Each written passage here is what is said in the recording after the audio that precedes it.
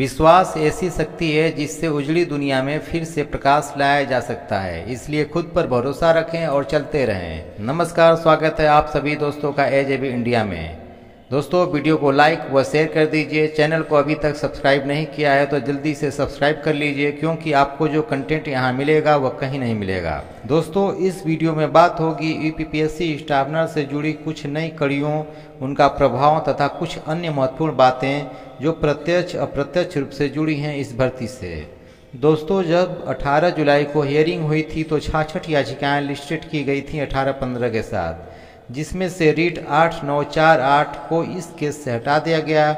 वजह थी दूसरे मामले का रीट इस रीट के साथ गलती से लिस्टेड हो गई थी, जो शायद शिक्षा विभाग से जुड़ी याचिका थी। दोस्तों, इस भर्ती पर पड़ी सभी याचिकाओं को पुनः एक बार देखने का प्रयास किया गया है, जिससे कुछ भी नवीन जानकारी छूटे नहीं आप तक पहुंचाने में, तथा कुछ नई बातें होंगी तो वह भी पता चल सके। चूँकि सभी याचिकाएं 18-15 के साथ लिस्टेड की गई हैं, फिर भी कुछ याचिकाएं दूसरे बेंच में पढ़ने के कारण कुछ नई बातें निकल कर आ रही हैं। दोस्तों, 18 जुलाई को हियरिंग में केस को फॉर एडमिशन स्टेज में कर दिया गया और जो सबसे लेटेस्ट याचिका डाली गई है वह है 10923, जो कि 20 जुलाई को फाइल की गई है किसी प्रीति नाम की अभ्यर्थी द्वारा, जिस पर 29 जुलाई को हियरिंग करके लिस्टेड कर दिया गया है 18-15 के साथ। जुलाई में कुल 4 याचिकाएं डाली गई हैं। आज की डेट तक अर्थात वर्तमान में इस भर्ती पर कुल 65 याचिकाएं पड़ी हैं, जिनमें से रीट 6442 वर्ष 2021 को देखने से प्रतीत होता है कि यह याचिका भी दूसरे मामले का है, जो कि 18-15 के साथ लिस्टेड कर दिया गया है। यह याचिका सेकेंडरी एजुकेशन के टीचिंग स्टाफ ट्रांसफर से संबंधित है, शायद, जो हो सकता है नेक्स्ट हियरिंग में 18-15 से हटा दिया जाए। अगर ऐसा होता है तो याचिकाओं की संख्या 64 हो जाएगी। दोस्तों, एक याचिका है रीट 6969, जो कि सभी पड़ी याचिकाओं में से कुछ हटकर है, संभवतः लंबा समय ले सकता है। हो सकता है 23 की हियरिंग में भी इस 6969 पर पूरी तरह से निपटारा न हो पाए। वैसे इस रीट को भी 18-15 के साथ ही लिस्टेड किया गया है, तथा जो भी बातें या निर्णय 18-15 पर दिया जाएगा वो सभी पर लागू होगा। रीट 6969 को फाइल किया गया 30 अप्रैल 2022 को, तथा पहली हियरिंग इस पर हुई 9 मई को। 9, 16 व 27 मई को इस केस को फॉर एडमिशन स्टेज पर रखा गया, तथा 6 जुलाई की हियरिंग में फ्रेश में कर दिया गया 18-15 के साथ लिस्टेड करते हुए। 6969 पर 2 शॉर्ट ऑर्डर हुए हैं, पहला 9 मई को तथा दूसरा 6 जुलाई को। इस याचिका पर 6 जुलाई को कोर्ट नंबर 36 में हियरिंग हुई न्यायमूर्ति सौरभ श्याम शमशेरी जी के द्वारा। दोस्तों, लमसम 65 याचिकाओं में से इस 6969 पर विस्तृत से चर्चा इसलिए करना पड़ रहा है क्योंकि 6 जुलाई की हियरिंग में इस 6969 पर एक शॉर्ट ऑर्डर जारी हुआ है, जो आप सभी को जानना आवश्यक है। आपके कुछ सवालों के जवाब भी इसमें छुपे हुए हैं। दोस्तों, 6969 पर जो शॉर्ट ऑर्डर हुआ है वह यह है कि रीट 18-15 के डिस्पोजल के बाद, निपटारे के बाद इस याचिका को फ्रेश स्टेज में रखा जाए। दोस्तों, स्क्रीन पर आप शॉर्ट ऑर्डर की कॉपी को देख सकते हैं, जिसमें लिखा है put up this petition as fresh after the disposal of REET number 1815 of 2022, order date 6 July 22। दोस्तों, रीट 6969 का असल मामला यह है कि मंजू मौर्य नाम की अभ्यर्थी हैं जो रीट 6969 को डाली हैं। इनका दावा यह है कि इनको 55.82 नंबर मिला है, फिर इनका सिलेक्शन क्यों नहीं किया गया है।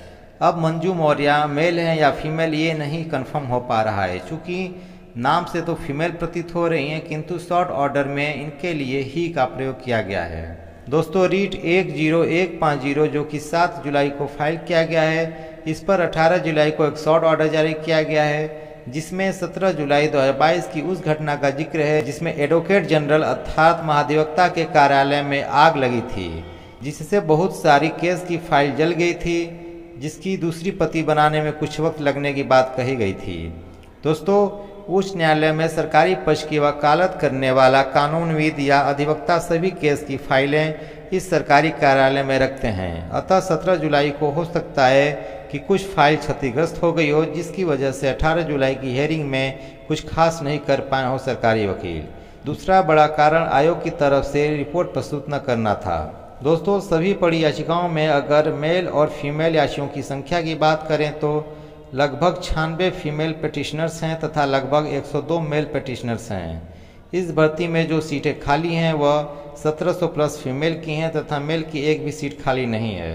दोस्तों अगर 6969 पर अलग से विशेष हियरिंग की आवश्यकता पड़ेगी तो भी कोई विशेष फर्क नहीं पड़ेगा।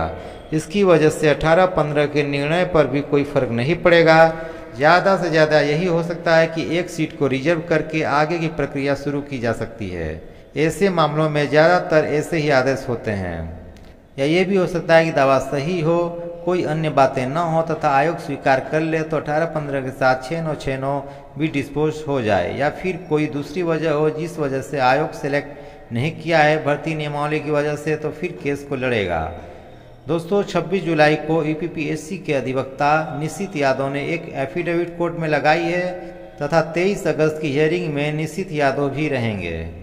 एफिडेविट को लेकर बहुत सारे लोगों का सवाल है कि ये क्या हो सकता है, क्या रिपोर्ट है या फिर कुछ और। दोस्तों हाई कोर्ट में एफिडेविट लगाना आम बात है। एक लाइन में यह बात समझ लीजिए कि ट्रायल कोर्ट में लिखित स्टेटमेंट लगते हैं, जबकि हाई कोर्ट में जब किसी केस में डॉक्यूमेंट्स के माध्यम से बातें ज़्यादा रखी जाती हैं वहां पर एफिडेविट लगाई जाती है। अब किन डॉक्यूमेंट से संबंधित 65 रिट में से किससे संबंधित है या फिर किसी मामले पर स्वीकार अथवा अस्वीकार से संबंधित है, यह तो नेक्स्ट हियरिंग पर ही पता चलेगा। 23 अगस्त को कोई फैसला आएगा ऐसा तो नहीं लगता है, किंतु अगर रिपोर्ट जमा हो जाएगी अथवा जमा हो गई होगी तो 23 की हियरिंग में काफ़ी कुछ क्लियर हो जाएगा तथा ज्वाइनिंग में आ रही अड़चनें दूर हो जाएंगी।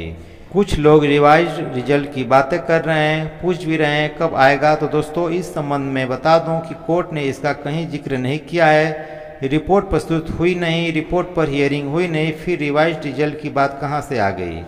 जो भी होना होगा रिपोर्ट को देखने व दोनों पक्षों को सुनने के बाद ही कोर्ट कोई फैसला देगा। जहां तक संभावना है अगर कुछ पिटिशनर्स को जिनका दावा सही होगा उनको अगर शामिल किया जाएगा तो उनकी एक सूची जारी कर दी जाएगी। फिलहाल आधिकारिक रूप से रिवाइज रिजल्ट की बातें नहीं हैं। दोस्तों वैसे 23 अगस्त की हियरिंग में काफ़ी कुछ क्लियर हो जाएगा। पूर्ण रूप से हियरिंग 23 को समाप्त हो जाएगी ऐसी उम्मीद तो नहीं लग रही है, किंतु ज्वाइनिंग में आ रही अड़चनों का समाधान हो जाएगा ऐसा प्रतीत हो रहा है। बाकी आयोग, सरकार व न्यायपालिका पर निर्भर करता है। दोस्तों आपसे निवेदन है चैनल को सब्सक्राइब भी कर दिया करें और वीडियो को लाइक भी। मिलते हैं नेक्स्ट वीडियो में नई अपडेट व नई जानकारियों के साथ। जय हिंद, जय भारत।